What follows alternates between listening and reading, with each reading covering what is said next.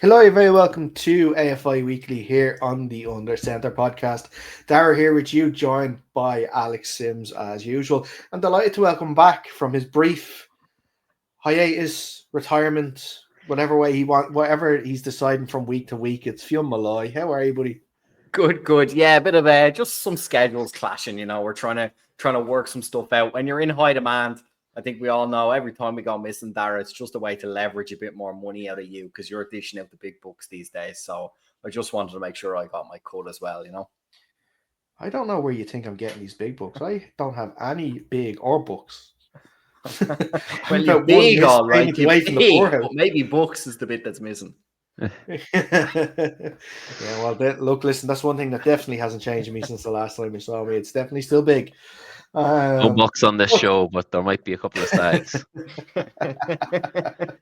well, from the reports that I heard, I don't think they even had stags for games at the weekend. So let's. I think we're missing a few. Before we get into it, Alex, I have to ask you as well because there's been a bit of a change to life at the Mavericks this season, and I'm not just talking about your new head coach. I'm talking about the fact that you are no longer on the side of the hill pitch that you used to be down in Dundalk. You are now been moved over to the prime real estate of the main rugby pitch this year. What's the story there? Yeah, we're on the first pitch. Yeah, the pitch that we're usually on has been renovated and reseeded, so it's a bit of a construction site at the minute. So yeah, we're getting the luxury of the first pitch, but only for the month of May. But thankfully, we have three games in May, and then that pitch has been reseeded. So if we do end up having a home semi-final, it will have to be in another location. Like our first game was. So yeah, look, Oh, joys exclusive of breaking news here on the show. That's what it is. that's it. The joys of the logistics. The best thing is that I'm not on the board this year, so none of Yeah, it's my problem. I'll show up wherever they tell me the games I played. nice I neutral was. value like at loan or something like that. I was about to say it's a good time to not be on the board for sure with logistics issues like that. If you want, I know a place around Blanchardstown that'll be willing to host a playoff game if you are in so need of it. Well, look, we'll see how it works out. Hopefully, we'll get somewhere local, and we'll still be able to, have the few fans there that generally come to our games. So we're keeping an eye and an ear out. But if anyone owns a ground in and around the Louth area, give me a shout, and I'll pass you into someone who.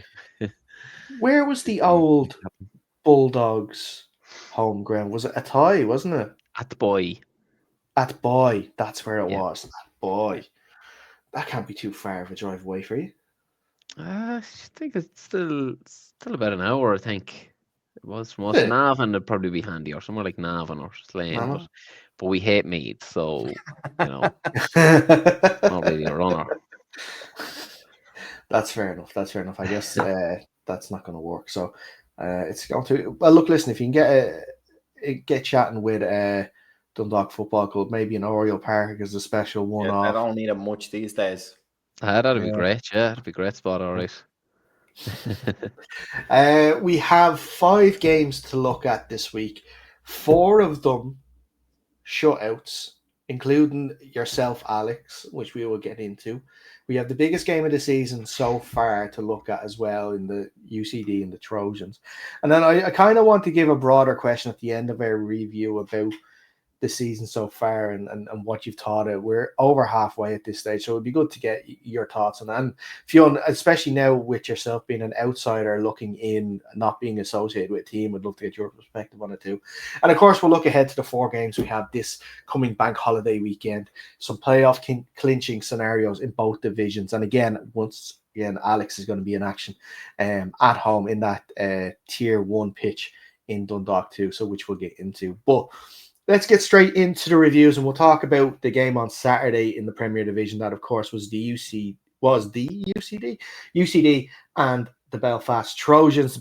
Trojans came down and took the W back to Belfast with them in what a lot are saying is the sort of a prelude to the Shamrock Bowl this year. Of course, the Trojans now go to 6-0. I keep saying they UCD. UCD are now 4-1. Just the scoring side of things first on the UCD. It was Tom McAnuff rushing touchdown and a Hugh O'Connor fumble recovery for a touchdown. On the Trojan side of things, they went up 22-0 at halftime through rushing touchdowns from 2 from Rayshon Boswell and 1 from Mo Ramadan. Then late in the fourth quarter, to stop any hopes of UCD comeback, Don Linton threw to Ben Haim for a passing touchdown to make it 29-12. Also, Thomas Boyd, Brandon Falconer, and Chris Hill had interceptions on the day too. Lads, I want to get your point of view on the game. It's interesting. When I spoke to Reen about this last week, looking ahead to the game. I asked him about what sort of condition would you rather be in coming into this game, because both sides were on different spectrums. So the Trojans have been coming off, I think, 2 or 3 games in the last 4 weeks. UCD have just had a 3 or 4 week break due to exams and stuff like that.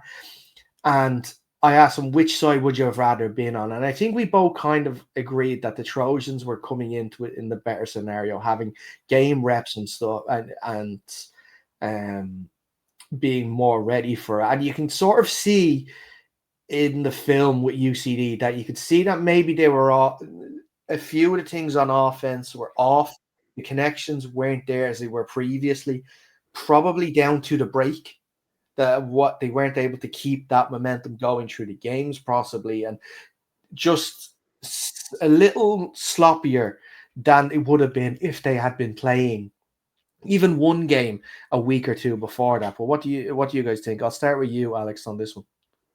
Yeah, would have to agree with yourself and Rian on that. It's hard coming off that kind of a long layoff and getting straight into a game. You're going to be a little bit, a little bit less fluid on offense, especially. So it wasn't not a huge surprise that they were a little bit off in the passing game. I did think they'd sort of pick it up as the game went on and as it progressed into the second half. But they just didn't really get it. They only had one drive that ended in a score, with the other touchdown being a defensive score. Like, that is just not something you expect to see from a UCD. Just turnovers, turning the ball over on downs, even going 3 and out.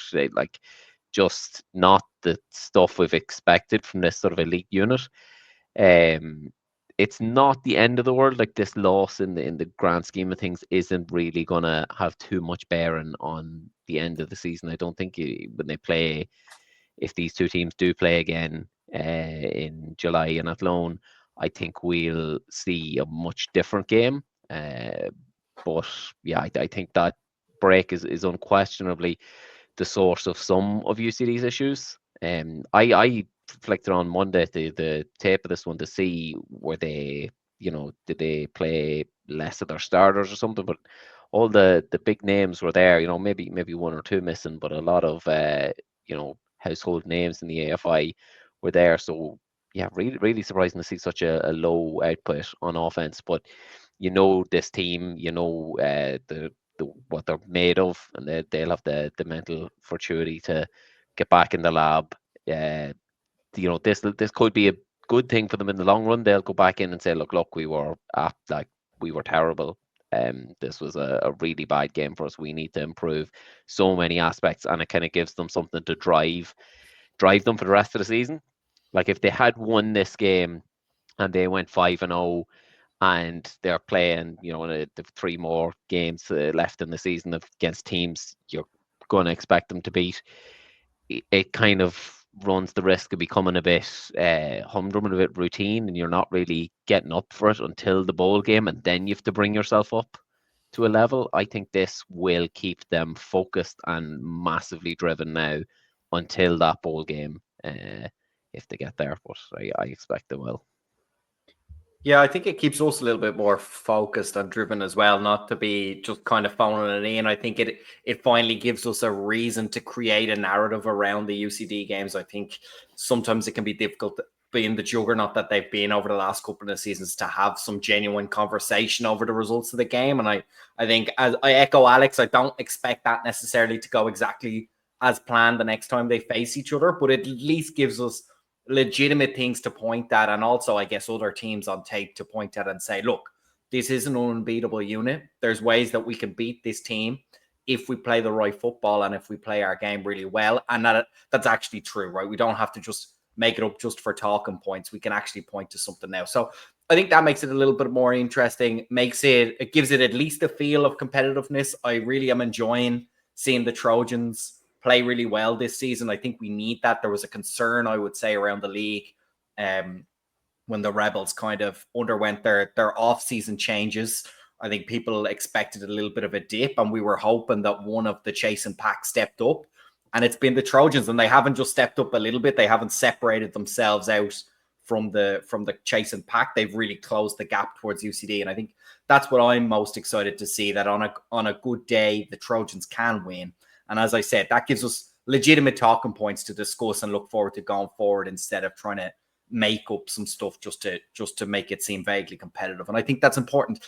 It's maybe a little bit overlooked given how amateur the sport is, but ultimately we need competition. I'm sure that we're gonna talk later on a similar point, but competition is key. As we improve the facilities, as we improve the viewership, getting things like videos and broadcasts up and running, then you need the quality. Then it's an amateur sport, but the quality has to be there. And so having two genuine competitors is exciting for the league, and I think it at least gives us something to follow now for the rest of the season to keep our eye on.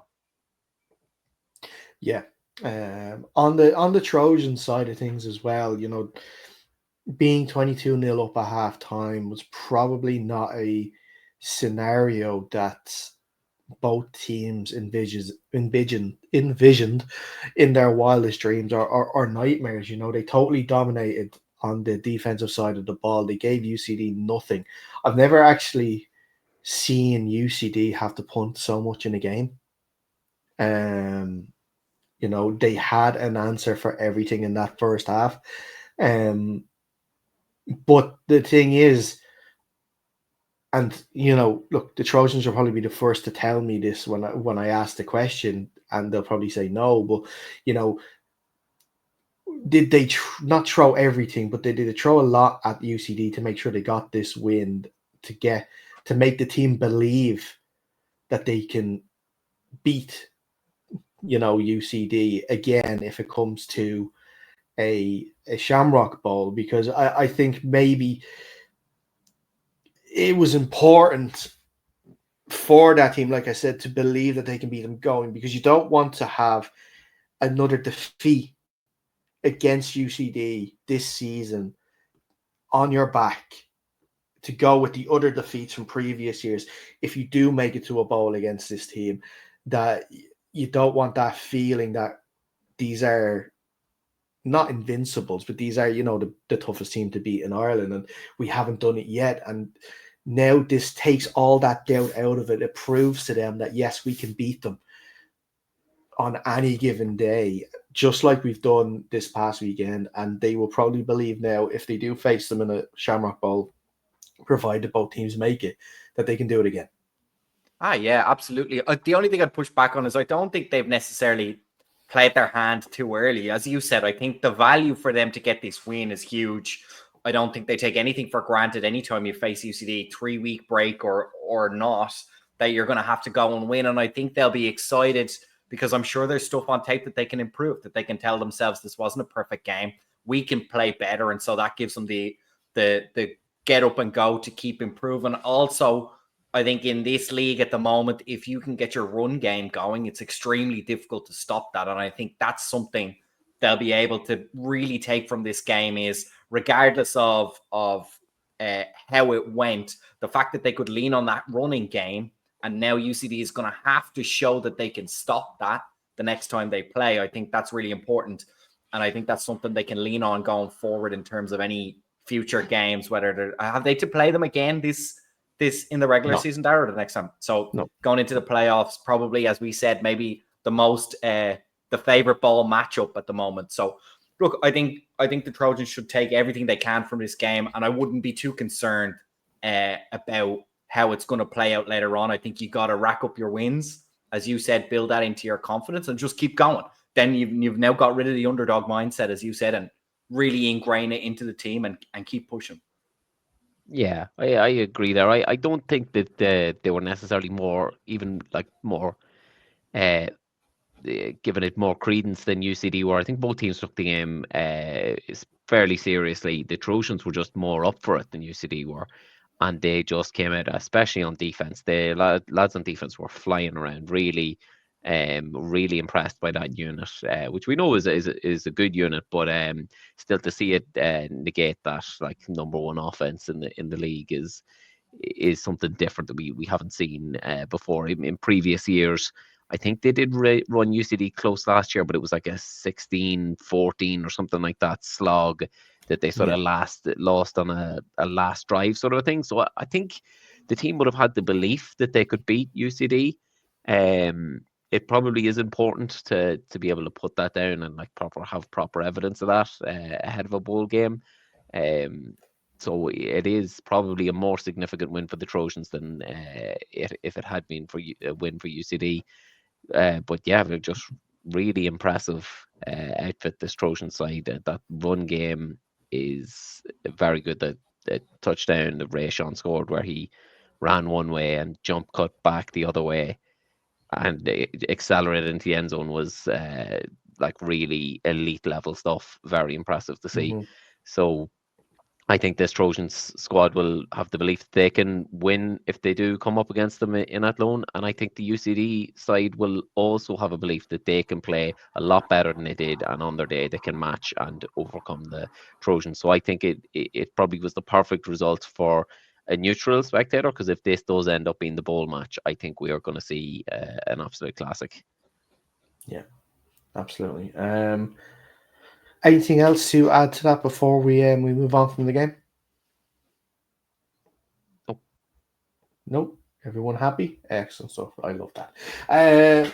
Moving on then to we'll talk about Sunday's game in the Premier Division. It was the Belfast Knights also coming down to Dublin and also leaving with the W. They beat the South Dublin Panthers 49 points to nil. Zach McDowell had two passing touchdowns on the day, one to Dottie McShane, one to Zach Templeton, who his first touchdown in AFI. So congratulations to him. Zach McDowell also had a rushing touchdown. Bruce Deary had two rushing touchdowns. Harry Salt and Phil Henson also contributed with a rushing touchdown each. Interceptions as well for Johnny Headley, Chris Moore, Aaron Black, and Turlock McGowan. And Cahert Harper also had a strip sack in that game as well. The Knights continue their strong season. They are now after this game. They are now 4-2. It's not officially clinched, but as good as at the moment that they are going to be going to the playoffs this year. It's been a really, really successful year. They've bounced back, they've never actually let the injury to Liam Moore's affect them. They've continued on what they've done. Zach McDowell has done fantastically well in the quarterback position. And again, for that defense to play so well again and to keep a team under 10 points, this is a team, if they finish third or fourth, that neither of the top two are really going to want to face. yep, totally agreed. Interesting to see that they reverted back to Zach McDowell under centre. I haven't put Liam Moores in there for the Trojans game, but look, I guess it was a case of it was working great. Liam might not have been fully fit. We don't know the full reason behind it, but Zach is doing pretty well as signal caller this season for them. So yeah, it's a good decision to keep going with it. It just really it's two sides at the opposite ends of the spectrum there. The Knights are an up and coming young team, sort of pushing for playoffs to try and break the old duopoly of the two Dublin teams, the UCD and the Rebels. Now, obviously, looking to maybe make it the two Belfast teams if they could, if they do end up in that 3 seed. Can they knock off the Knights to move the capital? In the battle of the capitals, I suppose, up there. So yeah, look, they've been really impressive all year. Offensively, they've been good, and they appear to be getting better as well, which is a real positive. For them, they've nearly got that locked up. Not quite. Did they have the head-to-head over the Rebels? Have they played the Rebels yet, or did they? No, play they them? play the Rebels in a couple of weeks. They actually play the Rebels on the 7th of June. Okay, yeah. So that's going to be a key one to sort of determine who is going to end up there in the playoffs. But I think at the moment you'd probably say the Knights do seem to be performing better. On the Panthers side of things, yeah, look, it's a hard day when you go out there and score no points and get nearly 50 put against you. I think as we said, they're kind of in opposite positions. The Knights and the Panthers, they are very much the Panthers on the down, haven't had a few up years, and yeah, I think they're going to be trying to keep going out there, avoid relegation, and see can you do some sort of rebuild and get yourself ready for next season. I think it needs to be the focus now. Get some snaps into young guys, and see who's going to be the future of the franchise there. Yeah, I'd say that in fairness, the Panthers were probably had it pretty well marked on their calendar how big the game was a couple of weeks ago, and that would have been the big one for their season to make sure they avoid any relegation issues. I think the Knights will be very, very happy because obviously they will have expected a win here against the Panthers, given the way the season's going. It's one thing to expect it, it's another thing to go out and execute. I think to echo what Alex said, not just to score 50 points, which is good. And again, you look at it, you get a very strong run game. I think that bodes well for them. It highlights again how difficult it is when you get a defense that isn't prepared or can't stop the run on the day, how much damage it can do. But as we spoke about in the previous game, if you have a run game and teams are struggling to stop it, it really gives you a great platform to go and win the game. And especially when you've got a couple of quarterback options. And as you guys said, McDowell doing pretty well in his stand-in role at the moment. It really makes them diverse. And then shutting out the Panthers as well, that's hugely important for the defense. It doesn't matter where any of these teams are in the Premier Division. To get a shutout is hugely important. It's a lot of confidence for the offense or for the defense, beg your pardon.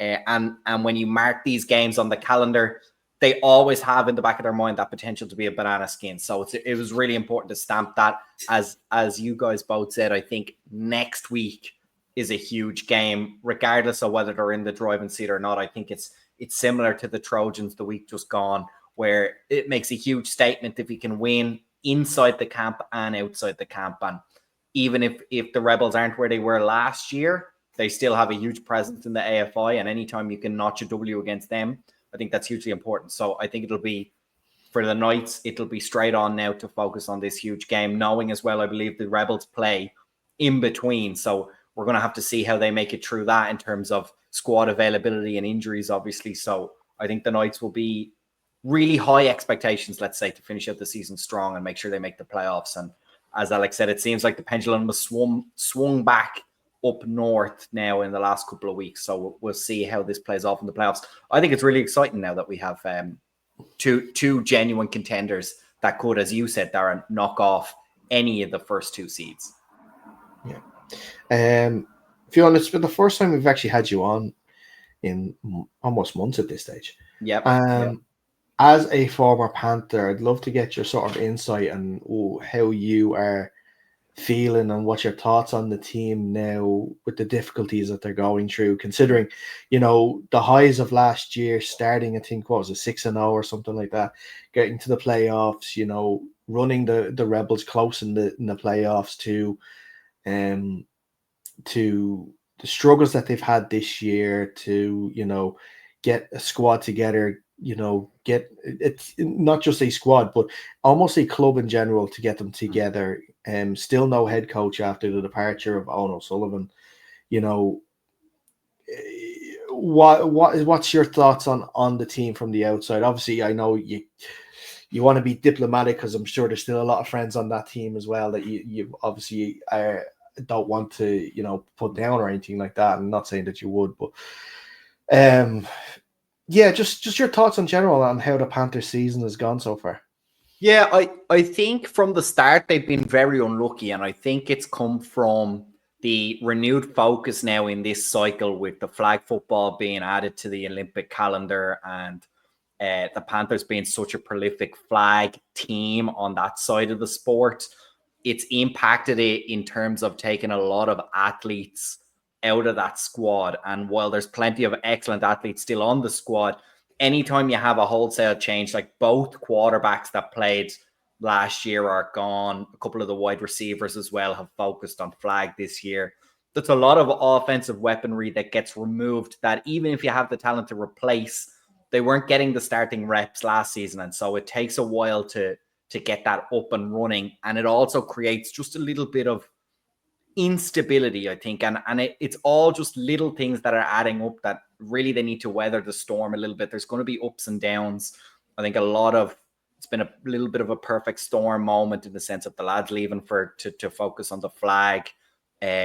By that, then they've had to switch to a lot of youth, which I think in the long run will pay off for the club. But right now, you kind of have to take your medicine a little bit in the Premier Division. They really don't get a lot of time to bed in, and teams will take advantage of that. So I think we might hopefully be seeing something more akin to the Knights and maybe the Rebels, where if you can get through the little bit of pain to introduce the young lads, hopefully you have the squad for years to come. But the Panthers have never had a particularly big squad, so I think that has also impacted them. It's difficult. You got to keep morale up. The win a couple of weeks ago will be, as I said, hugely important to prove that they can win, because that is questions. There'll be some guys there on the team that hadn't won a football game, that didn't play a whole lot of football last year when there was so much success. And so getting that win is hugely important. And then, of course, it's week to week, and it's very frustrating as a club, as a kind of a board. I'm sure everyone there, we've all been on boards of various clubs at one point or another, and we know that pain, and controlling that narrative is important to make sure that the guys that are here and committed feel that stability. I think they'll be really frustrated with the head coaching position. I think they're probably wise not to just get anybody, but at the same time, I'm sure they'll all say, look, it will certainly be a weight off somebody's shoulders somewhere down the club. Someone is shouldering a burden they probably don't need to have because of the absence of the head coach. So I imagine that would smooth things out. But I think at the moment they've got that win in their back pocket. They'll lick the wounds a little bit, keep recruiting, keep bringing up the young talent, because they had started to grow a youth football team in the last couple of seasons that they'll now obviously need to lean on. So I don't think it's all doom and gloom, but certainly back down to reality quite quickly with the kind of flying high last season. And it's unfortunate in the AFI, that's what can happen, especially with smaller clubs. So hopefully now I do think they can weather it, but it's not going to be easy. And continuing to field teams, I think, is hugely important, Darragh. We know that from our time at the Pirates. Once that starts to become a little bit dodgy, well, I think that's Alex knows from his time as well. Not just the Pirates. Exactly. So I think that's the really big warning flag. Look, 15 to 20 guys with a lot of rookies, 49 nils are going to happen. It's when you've got 15 to 16 guys and you're bailing out in the fourth quarter, that's when it's really a worrying scenario. So I don't think we're there yet. I don't think they're there yet, and I think they'll be confident they can turn it around. And I don't think that's hyperbole. I think they've had a long existence in the top division, and they've been through low numbers before. I think they know what they need to do. It's just about getting the right pieces in the right places, and they'll turn it around. I think it'll be painful this season, but hopefully coming into next season they'll be more prepared, and they'll have a little bit of experience as well on the panel, which will help. Okay, perfect. Next up for both teams, the Panthers are heading to UCD on the 15th of June. The Knights, like I mentioned, face the Rebels on the 7th of June. A huge game there for they could potentially knock the Rebels out of the playoffs while also securing their own playoff spot too, which is going to be a huge game up in Belfast in a few weeks' time. The other game in the Premier Division, the UL Vikings, they were at home against the Cork Admirals in a Munster derby, finished 33-0 to the Admirals. On the scoring side of things, Jay Kennedy had 2 passing touchdowns, one to Jan Decini and one to Declan May. Jake also had a rushing touchdown. Also on the rushing touchdowns was Marty Mulray and Declan May as well. Next up for both teams, I'll get to that in a minute, but yes, the Admirals, they continue now their fine run of form, and they've now put together 3 wins in a row. They are now occupying that fourth and final playoff spot at 3-3. Most importantly, they have that head-to-head record over the Rebels from beating them a couple of weeks ago. The Admirals are doing exactly what they need to do, Alex, to make sure they get that fourth and final, or possibly still time to get that third spot in the playoffs. Yeah, look, I think when we looked at the league tables a month ago and the Admirals were 0-3, we did say they probably weren't in a state of panic yet because their schedule was quite lopsided against them. So I think we're fairly vindicated there now with them sitting in that 4 seed at the moment with 3 wins on the bounce. And what we did talk about when they were going 0-3 was saying their offensive output wasn't quite there. The 33 points is certainly a good showing, and it's great to get guys in the end zone. Against this sort of more limited UL side, you might have expected them to put up a score more similar to what the Knights were doing against the Panthers. So I still think they sort of lack the offensive firepower to do anything in the playoffs if they do end up taking that fourth spot. There, I think it's an area of their game that's definitely had some struggles this year, and just it seems to have maybe not gone backwards, but it certainly hasn't developed from where they were at last year. But look, a win is a win. 33-0 is still a decent day out. And you just gotta. I think they've got another game against one of the teams at the bottom next. I think they're the Cowboys next. We're going to talk about that in a bit. So you just want to keep honing those offensive skills, developing those connections, and trying to be better so that you can see about maybe throwing an upset in there. You know, if 4 against the 1 seed, it is always tough in this league, but you know, they'll go out there with belief in themselves, I'm sure. Defensively, as we've always said, they're always solid. You're never going to get an easy game against the Admirals. So it's not a surprise to see the UL side, who haven't managed to score all season, score none against the Admirals, who are a very good defense. And that is quite worrying for UL, the lack of scoring. But they've just got to keep their own belief, because they've got a massive game coming up next as well that I'm sure we'll talk about in a bit. Yeah, yes, we will, absolutely. Fionn, yeah, like that with UL, it's not great preparation for them right now for their biggest game of the year coming up here now. Basically, this will probably decide whether or not they're going to stay up in the division next week against, or this coming week, I should say, against the Cowboys. It's nothing, you know, it's not a slight to say that they lost, and they lost heavily to Cork, because obviously at this moment in time, these two teams are at different ends of their road. But it's the non-scoring that's the big issue. And I'm just having a look through here now at the moment. You know, I don't think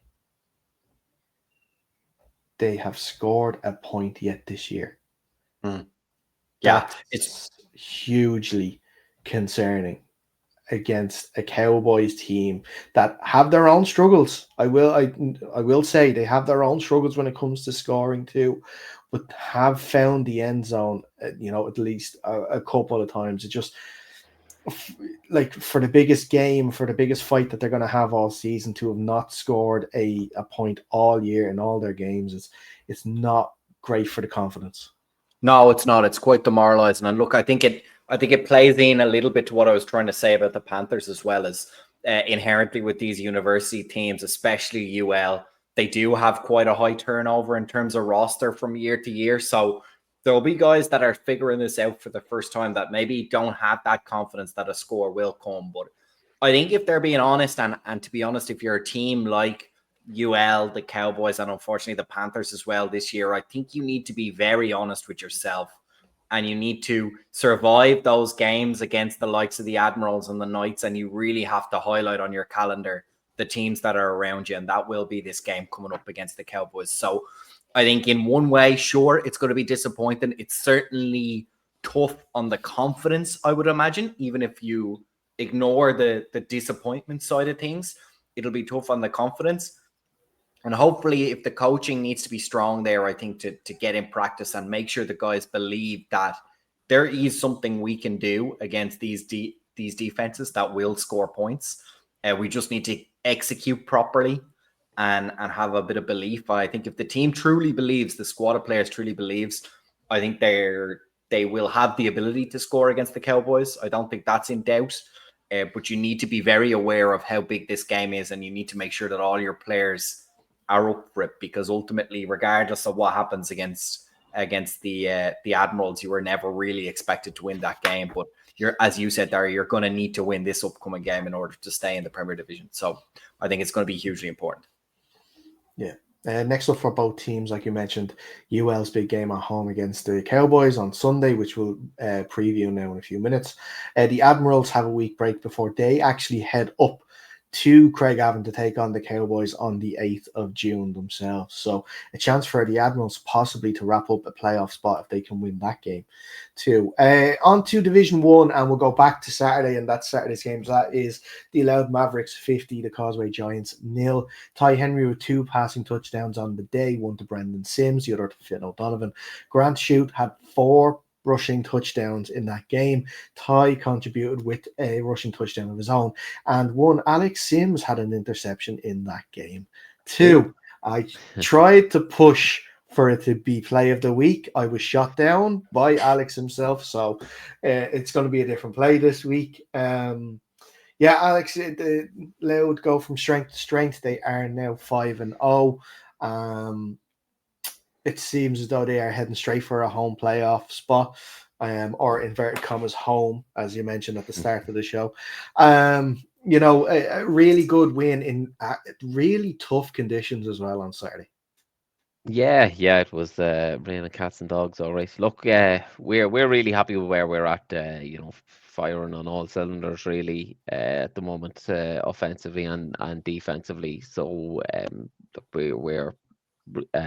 we've played a lot of games in May. I think we've one more now this Saturday. That'll be our 4th one in May, and I kind of think, like, to talk about the previous point we talked about, the Trojans UCD game, I do think that fluidity and just the constant games can really help you maintain a rhythm. And certainly for squads that have the size of ours, where we're capable of taking a few injuries or guys missing on certain days and able to fill in with decent replacements. It does allow you to have a real fluidity of your team, and I think it's potentially the way this season should go more in the future. Have more less gaps in between games. I know obviously there is reasons for that with some college teams and stuff, but that's for the decision makers to make, not me. On the other side, the opposite end of the spectrum for squad size, the Giants did come down to Dundalk with only 16 lads. So shout out to them for every single one of them played to the final whistle, and played cleanly, no moaning or giving out of it, squad sizes or anything. It was a good game, played in good spirit, and fair play to them for fighting on till the last whistle. So just wanted to give them a shout out as well. But yeah, we're really happy where we are. Good position to be in at this point in the season, and we're just looking to make small tweaks here and there to make ourselves better, so that if we do end up in the playoffs in a bowl game, we can take advantage, because we know what it's like losing these playoff games. We've had enough experience of that in the last 3 years to last us a lifetime. So we really want to make sure we get the job done this year. Mm-hmm. Yeah. Well, actually, to be fair, I've got to push back on one point there, because it wouldn't be right if we didn't call it out. And there was a bit of moaning in that game on Saturday. There was a little bit. And I justified moaning as well by one Nathan Chapman, who unfortunately got on the wrong side of the officials and was ejected for correctly pointing out to the officials that a 2-point try shouldn't have stood. But he was told that he was wrong, which we then later saw that he was actually right. So I'm sorry. Unfortunate that Nathan had to be ejected for being right. But he was not happy at that point of the game. Yeah, look, when an Englishman is right and he's telling you he's right, you just, no matter how right he is, it always just sounds wrong. And I think that's worthy of an ejection, no matter what words were exchanged, you know. I presume his problem was that the Mavericks had 12 players on the pitch for the 2-point conversion, was it? No, it was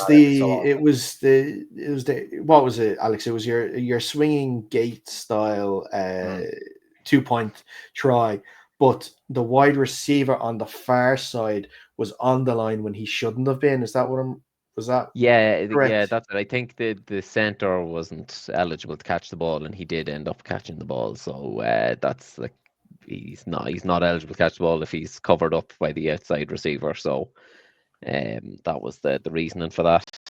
They had studied that on tape and knew exactly if the wide receiver was on the line, don't cover the guy, and so they did that. They saw he was on the line, and then it was passed straight to him because he was wide open because they weren't covering him. And then there was some choice words exchanged, understandably so. And unfortunately, they weren't to the liking of the ref. Yeah, exactly. He got his marching orders. Yeah, but Fionn, your view, you sort of again haven't had the chance to speak to you about Ty and the Mavericks. He's obviously brought in a new offense. He's brought in sort of new structure to the team, and at the moment, from the results, you can see that it's clearly working. Yeah, absolutely. Look, again, it comes back, and that's the reason I highlighted at the top of the show. The run game is super strong. I think it always has been. And unfortunately for the rest of Division 1, if any of the teams in Division 1 didn't need an upgrade on offense, it was probably the Mavericks already. So it's probably adding a howitzer onto a tank already. But yeah, they've been doing really well. And a little bit like we said earlier, it's important to just get through these games nice and clean. Make sure you're putting stuff on tape for your own team to get better week on week. They probably expected to beat the Giants. The Giants probably knew what was coming, especially with 16 men. But it's important to make sure you spread the ball around, make sure you're focusing on different things and take advantage of the game when a game like that comes to you, and stay focused. And as Alex said, they've had a nice run of consistent games. That's really stood to them. And I think they've done everything they've needed to do to polish up whatever needed to be done, get ready for a playoff run. Because like Alex said, the regular season has been manageable for them in the last couple of seasons, and now the big step will be the playoffs. With, I think they're looking great. I think they'll be very happy in their camp, obviously, but I think that's where they're going to really see if any of these improvements on the offense have really paid off. And I expect them to. I think they're in really good shape to win the championship. I think the Minotaurs will be a tough game, obviously, having come straight from that top division, but I reckon that we're pretty nailed on now at this point for that being the ball final, in my opinion. Mm-hmm. Thanks for that, Phil. I always wonder. I always wonder why we don't have you on the show more. I kind of figure it out there now. Next up for both teams, like you mentioned, the Mavs are facing the Crusaders this Sunday. The Giants have a week off before they are coming down to Dublin to take on the Rhinos on the 8th of June. The final game that we are going to look at from the weekend is the Westmeath Minotaurs 35, the Antrim Stags 0. We thought at the beginning of the day that possibly we were going to see the return of quarterback Joe Kinahan. He sort of alluded to it on his Instagram with the gear. I think he kitted up, but he didn't actually play. In fact, it was head coach Connor Brennan coming in playing quarterback on the day, throwing 2 passing touchdowns, one to Domas Viles, one to Jack Walsh. Rafa Montero and Niall Corcoran had a rushing touchdown each, and Viles had a fumble recovery touchdown to wrap up the scoring. There was some reports, I haven't been able to confirm them. Going off the tape that's on Quick Cuts as well, it kind of alludes to it, but it seems as though it was 35-0 at half time. The Stags had already come down with a limited roster. They had, I think, a few injuries during the game too. And I believe that the second half was kneeled out. Cannot confirm or deny that. So we won't talk anymore about that side of it. We'll just talk about the Minotaurs itself and the fact that they were able to come back missing quarterback Sean McCormick for this game and still being able to put up a very impressive first half score against the Stags. And to bounce back, especially after their defeat to the Mavericks a couple of weeks ago. Alex, I go to you first on this one. With that win now, the Minotaurs wrap up their playoff spot. I'm not sure. I think that's correct that they are. But the fact that they're able to bounce back so well at home to the Stags, who were coming off their first win themselves, who would have been high on confidence at the time, is a good sign for them heading into playoffs. Yeah, absolutely, it is. Like they, if it was just one half game, I suppose to like 35, 35 is pretty good, pretty impressive. To do in the first half in itself. Interesting to see Connor Brennan in there, as you said, Sean missing and Joe potentially available. We don't really know the full extent of how his recovery's going, but good to see him kitting up, and maybe he will be back for a playoff run, which would certainly make their run a bit more interesting. Be watching ourselves with keen eyes to see if we can spot him on the pitch at any point this year before the playoffs get running. But yeah, look, they don't really seem to have slowed down. We know they've got a great offense. Defensively, they're pretty good as well, pretty solid defending the pass, particularly with some good corners there. But yeah, I think it was probably a result we all expected. The Minotaurs get back on the right track. The Stags, after a sort of emotional and well fought first victory, probably were expecting them to come down to earth like this. Unfortunate that they had to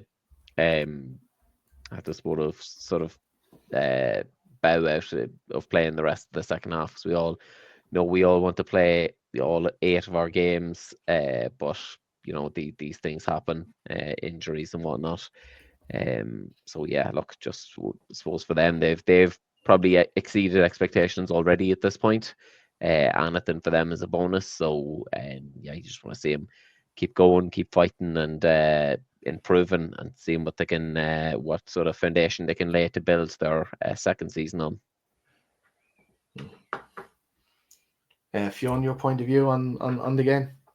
Yeah, look, disappointing for the Stags. I mentioned earlier, when that sort of thing starts to happen, you do get a little bit more nervous. I think, as Alex said, everyone wants to finish out all the games, so they certainly won't have taken that decision lightly if that is what's happened. I think the Minotaurs have done well. Anytime you lose the quarterback like Joe, I think it's difficult to make sure that you maintain a bit of momentum and somebody steps up, and they seem to have been able to do that well. The run game obviously has been something the Minotaurs has leaned on for a couple of seasons as well. So that's clearly still clicking. And I think they came in with high expectations. I think once again, the favorite has handled the game, if that makes sense, done what they needed to do, probably got some rust knocked off. And I think they'll be gearing themselves up now for a playoff run. I'm fairly certain of that. So it's just about a matter now of making sure they get the best seed possible and set themselves up for a good playoff run. Mm-hmm. Next game for both teams are actually both on the 8th of June. The Minotaurs host the Vipers, while the Stags will welcome the Eagles to New Forge. So that's all the games wrapped up. Like I mentioned, 4 of these 5 games have been sort of blowouts this week. We've seen a lot of them this season, unfortunately. There seems to be definite tiers in both divisions. And I'd love to get your point of view, lads, on this, because, we have obviously the 2 divisions now. We got rid of Division 2. Are we looking at possibly, or should we be looking at possibly at a restructure next year, possibly giving back a new second Division 2, maybe cutting SBC down to 6 teams, getting a few teams out of SBC, making that Division 1, a bit more competitive too, get the more bottom teams in Division 2 together, give them more competitive games against each other, because for the future of teams, team morale. I think also for a big thing is, I think for the prospect of welcoming new teams in too, I don't think the current structure works well enough for that. But Alex, let's start with you first on this one. Are you happy with the league structure as it is at the moment? Is there anything that you would change about it.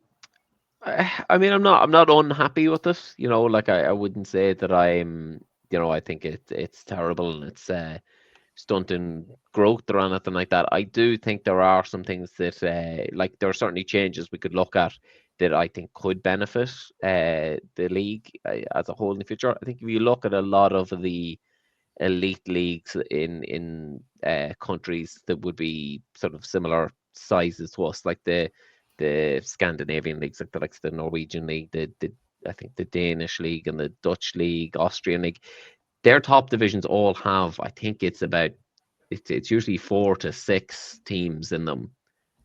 We are a bit of an anomaly size wise with 8 in our division. I think you can see like there is a real disparity between the top and the bottom of the SBC at the minute. If you just look at, you know, your points difference of your top 3 teams are all in the plus 100 range, and the points difference of your bottom 3 teams are all minus 120 or more.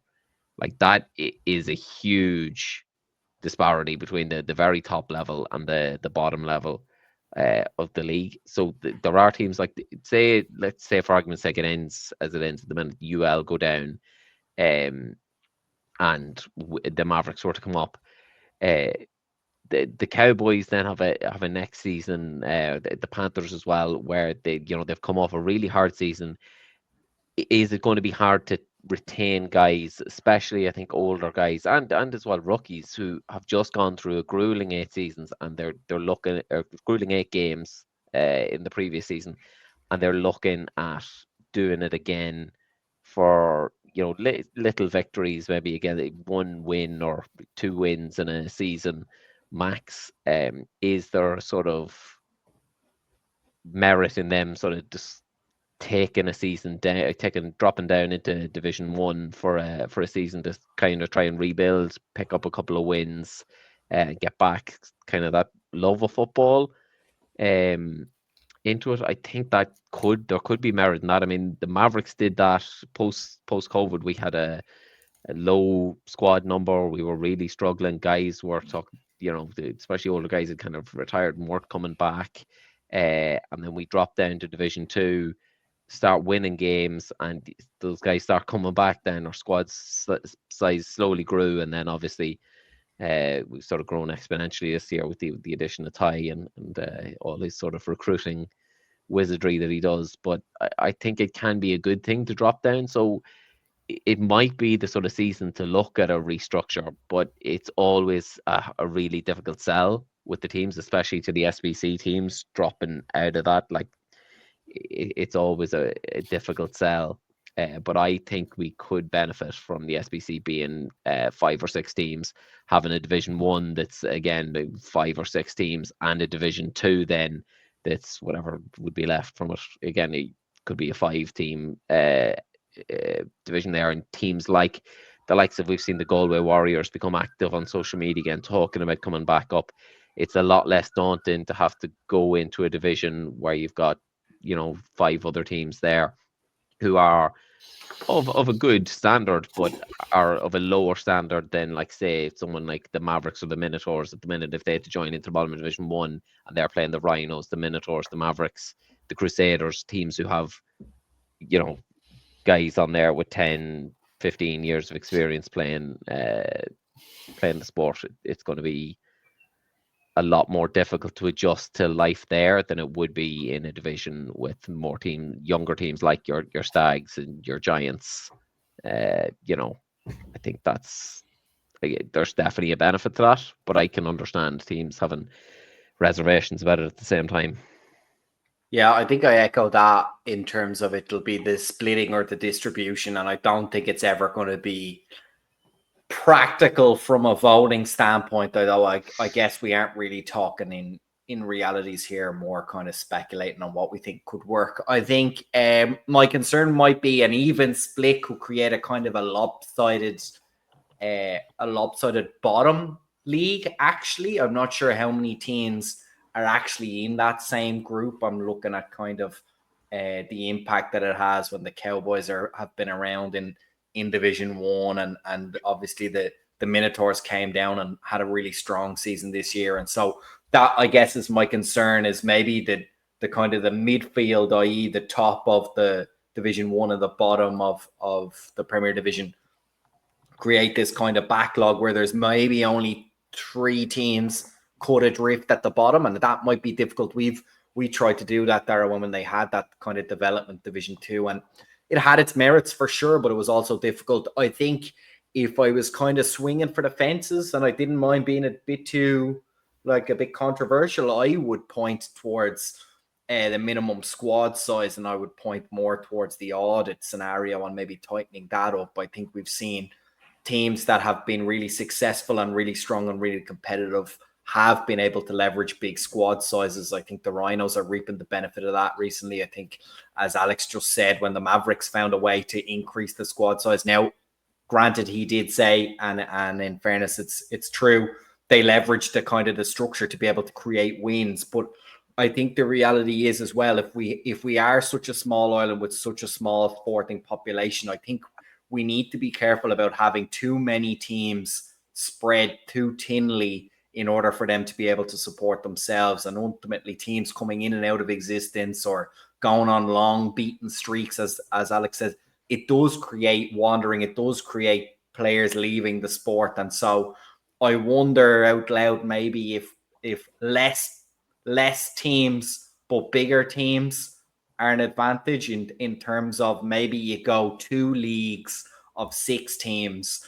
That, and it comes obviously with its caveats. That's not an obvious answer either, in the sense of there's geography to look after, and I'm not necessarily saying it's based around geography. I'm not saying, say, 1 Dublin team and 1 Belfast team or anything like that. But I think the Stags did a good job trying to amalgamate 2 teams together, but they've now started to struggle for teams again. But I'm looking around, I'm looking at the Trojans and UCP and the Rebels and the Mavericks and the Rhinos, and to a certain extent the Minotaurs as well, have been able to keep strong, consistent, legitimate numbers, not just to pass the audit, but genuinely showing up on game days.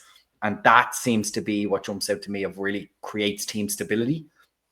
And then that breeds competitiveness. So I wonder, is there some middle ground there where we can kind of, and again, I don't suspect that would ever pass a vote, but I wonder out loud, is that maybe a viable option for what might actually bolster the league? It's probably going to be very unpopular and controversial. But I think it's something that stands out to me, that maybe squad sizes, you look at the pro leagues and stuff, they all have roster sizes, and maybe that can benefit. But of course, then you may end up with a lot of players that end up as training players and never see a whole lot of game time, which is a pity, because at the end of the day, this is just a hobby. So no perfect answers, no silver bullets, I don't think. But I think there's some things we should at least consider, and maybe our ideas give somebody a good idea that might be actually applicable, that can ultimately help grow the sport, and that's what we all want. Yeah, absolutely. And that's what we say. We're looking just to see what we can do best to limit any sort of damage, because when I'm going through the scores each week and you're doing results and everything, and you're seeing, something to 0 or, something to 8, 40 or 47 to 7. It's I can't, although yes, for the team that are winning and showing that they have their ducks in a row and everything, it's great. I look at the other team and how demoralizing it is, and how there's a risk that, like, guys are not playing or not enjoying playing the game, and that's how you're going to keep them. But I also look at it on the other side, where just shaping the league all the time is not going to fix it. There has to be a decent level of coaching brought into teams, and if the coaching is not great, it doesn't matter about who has many players and stuff like that. It's never going to work. So yes, it's about it's a little bit like league. We can have a look at that, but also, yeah, a big thing is we need to start improving the coaching side of things too. And I know there's a coaching clinic in August for people who want to become coaches in the league and stuff, which is great. I'd like to see more done on that. I'd like to see coaches come in and like special guest coaches come in a bit more often and stuff. I have to say, Dara, I saw you. We were at obviously the Steelers kind of launch around the Dublin game and stuff, and I have to say I was a little bit disappointed to hear their high focus on the flag side of things, and there was kind of an answer given where like, well, there'll be a trickle down effect, and as you said, I think there's so many ways that they could improve the game for limited investment on their end, like that kind of coaching clinic. And I think that's an excellent way, right? Because you don't want to send lads in and get 150 lads where a coach comes over and does the player drills. Much better, I think, if one coach can make 10 coaches better, and then that trickles out to kind of 150 players in their own training sessions. I think that's one way. So I was a little bit disappointed when he said that, I have to be honest. But look, hopefully we can leverage, if I can leverage a couple of more teams after coming into the market that will maybe step up and create a little bit of competition in terms of how they interact with both the fans, but also the players, because I think we need to do a better job of aligning that and saying, look, you have fans in Ireland, but you also have a chance to grow the sport in Ireland, and that will breed fans naturally. So yeah, but again, like it's not entirely on the Steelers, because they're coming in just to play their game, and if they want to focus on flag, that's their prerogative. That's what they want to do. It still should be a conscious effort led by, like, I don't know who's in charge of coaching and the head of coaching in the league, and maybe they want to do more. They're not getting the support. So I don't know. It's look, I'm not covering that again. We've covered it numerous times previous seasons on this show, where we're not getting any communication at all from anything, and when it comes to stuff like that. But if we can get coaching improved, a lot of it, when coaches come over, it's off the teams making that effort. Like the Trojans bringing in, I think, who's his name from? He's over in ELF with Paris at the moment. Is it? It was that? Yeah. Johnson. I think so. Yeah, I think you're right with Johnson. Yeah.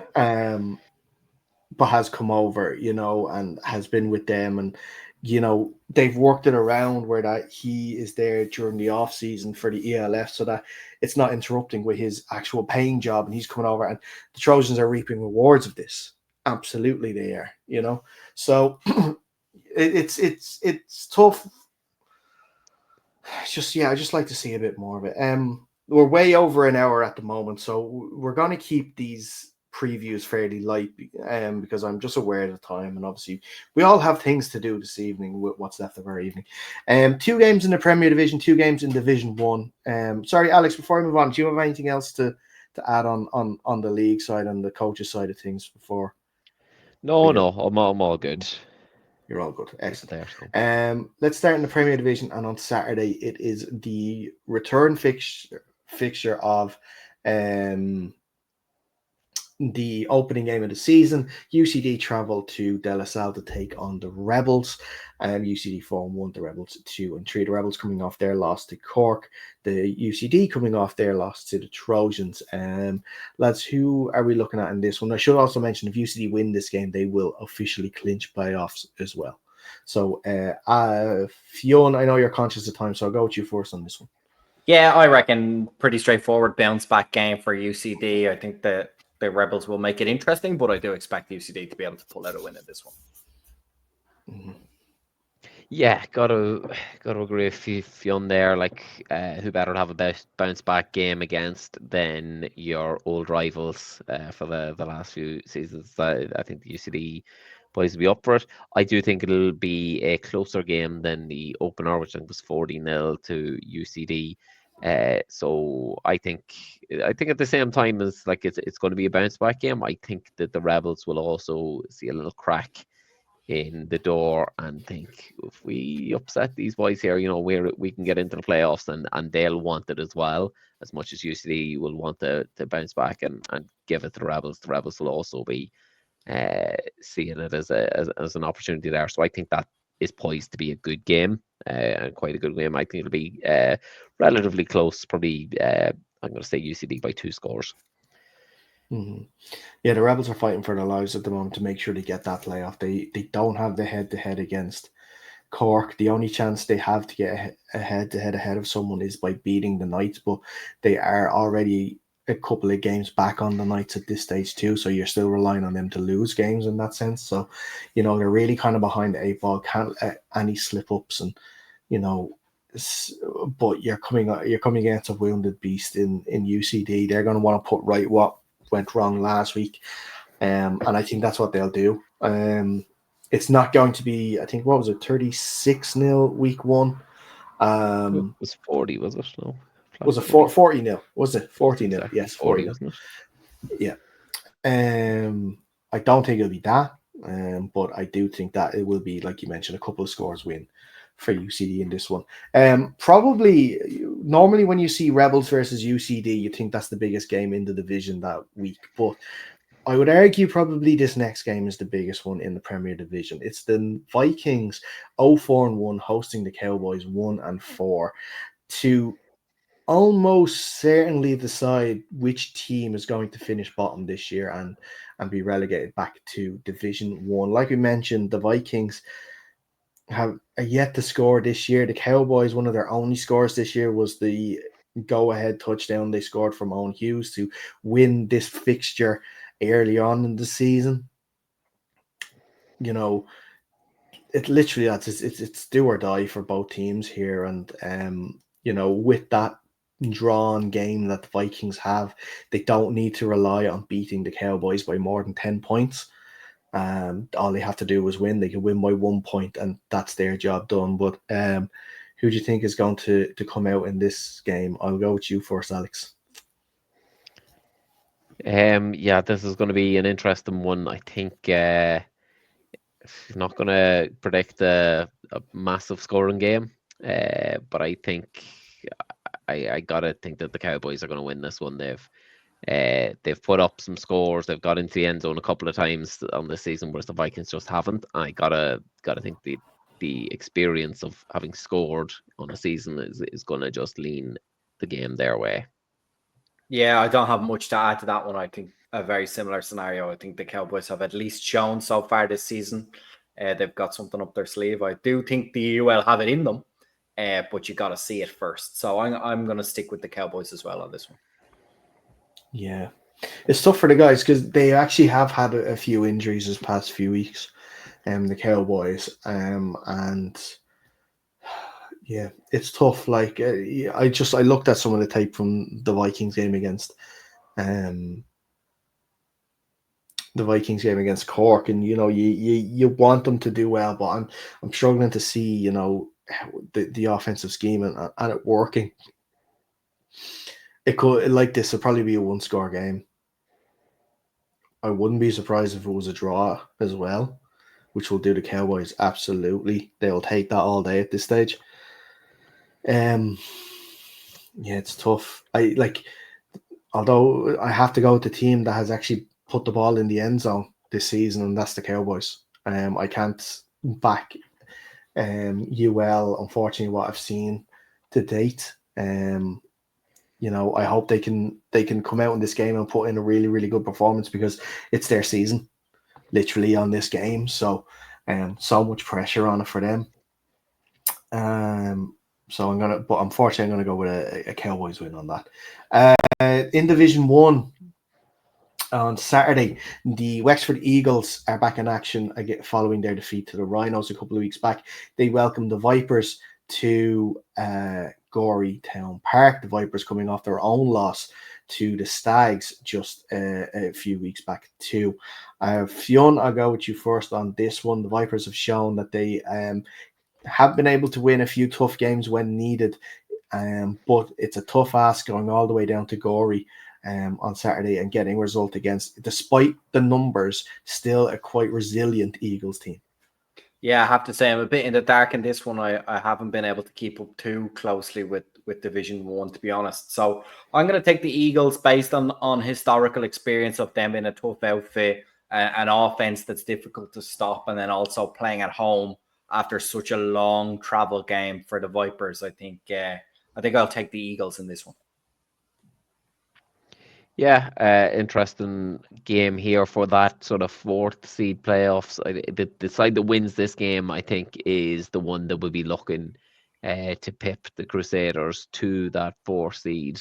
Um, I think it comes down to whether or not the Vipers have their dynamic South African running back duo or not, because that really is a big thing for them. I don't think they had it against the Stags, and they lost that game. If they have those guys playing for them, I think that they can beat the Eagles.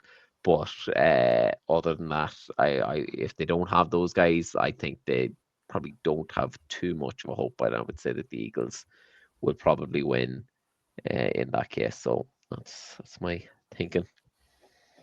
Yeah, I'd sort of be around the same mindset. If the two lads are there, I give the Vipers a big chance. They are still, like I said, fighting for playoffs, but they can't let any slip ups considering they have that final game against the Crusaders.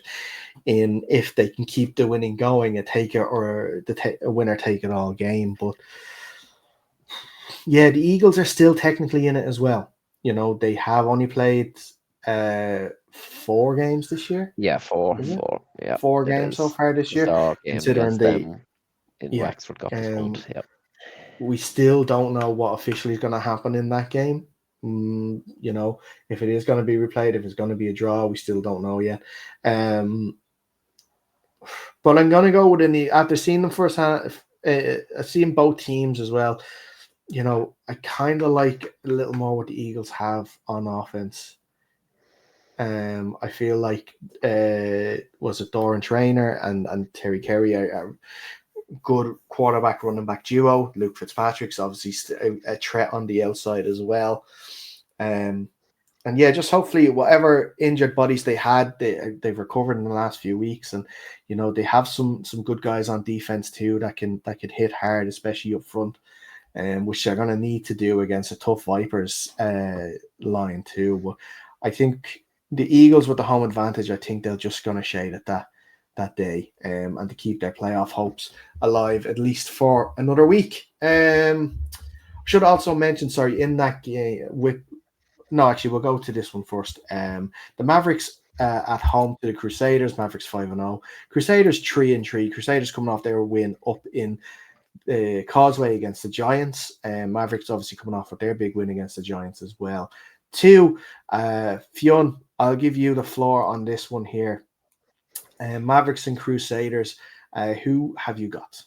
Yeah, I think this is a pretty straightforward one for me. I'm going to take the Mavericks. I think they're another opportunity for them to kind of work on a team. I think a little bit of a step up based on what they had last week, but I think they'll have a lot of confidence. And if anything, this will feed into kind of building up that playoff form, another team that's on the edge of the playoff bubble. And then also you have the added benefit of with a Crusaders loss, it really opens up that kind of 3 teams, Eagles, Crusaders and Vipers in terms of where that bubble's going to go. I'd like to see an exciting finish towards the end of the season. So for me, it's pretty straightforward. I think I'm going to take the Mavs to win this one. Mm-hmm. Yeah, I'm going to go for a Mavs win as well. Sorry, Alex, you're going to say something. Yeah, no, we're confident enough going into it. But if you can, for a moment, let me paint a scenario. We can clinch the playoffs with a win, but alternatively, if the Crusaders beat us by 51 points this Sunday, we lose out the rest of our games, and the Vipers and Crusaders continue to win along with the Rhinos and Minotaurs. That last game of the season, if the Vipers can replicate that 51-point win that the Crusaders put on the Mavericks and also beat the Crusaders 51-0, then that is the scenario that would see us not be in the playoffs. So really, it's all to play for, is what you're saying, Alex. All to play for, because it goes on a razor's edge. It goes to points difference in head-to-head games played. We'd all be us, the Crusaders and the Vipers would all be 1-1, and we beat the Vipers by 50 points. So if the Crusaders and the Vipers can both win respective games in that by 51. 51, then we should be set up for the greatest upset of all time. Mhm. So it could happen. It will be, Could happen. yeah, it will be interesting to see what that Crusaders offense against your defense. I'm sure you're going to have a fun day with Wello on Saturday, and with Jordan too. Jordan's ability to run out of pocket shouldn't be looked past either. So it's going to be an interesting game, but I still think just look, the proof is there with the Mavericks, scoring 40, 50, in a certain cases, 60 points a game. It's really hard, and for a Crusaders team whose defense at times has leaked points, I find it difficult unless you get the holiest of holy rainstorms or something to cause this game to be an absolute mud bowl. And Alex passes up a clear Another pick six interception. opportunity. And then he fumbles the ball, and it's picked Don't up say by... Alex passes, Dara. Bad things happen when Alex passes. Something's Well, gone wrong if Alex the is amount of passing. players we have now, I think I'm QB 13 on the depth chart or something like that. So I think we'll hopefully safe enough from that happening. Hey, top 20 pick. Your top 20 pick. But yeah, so I'm gonna go with a Mavericks victory on that one for sure. That is all of it. Like I mentioned, if the Mavericks win that game, they clinch the playoffs. The Rhinos will clinch playoffs with a Crusaders loss and either an Eagles or Vipers loss in that game. So if the Eagles and Vipers game was a draw, we still have to wait until another week until we play to secure ourselves. So it will be still back in our hands. That's it, lads. Thank you very much. We ran a little over this evening. Very sorry if you have better things to do. We still appreciate you for tuning in this long. Before we go, we should mention that this show and every show this season is brought to you by Rain Rocks Web Design. They're the guys behind UCP.ie. Please go there for the latest league tables, scores, results. While you're at it, make sure you head over to the Instagram page at UnderCenterPod. That is all the stats, fixtures, results, everything you need for that too. If you're watching this on YouTube, please like this video and subscribe to the channel if you haven't already. We're really trying our best to grow the show as much as we can to make sure we can get the great AFI content out there to the masses and improve the league. We'll do our bit to help the league in that sense. But until next time, stay safe and we'll see you soon. Peace.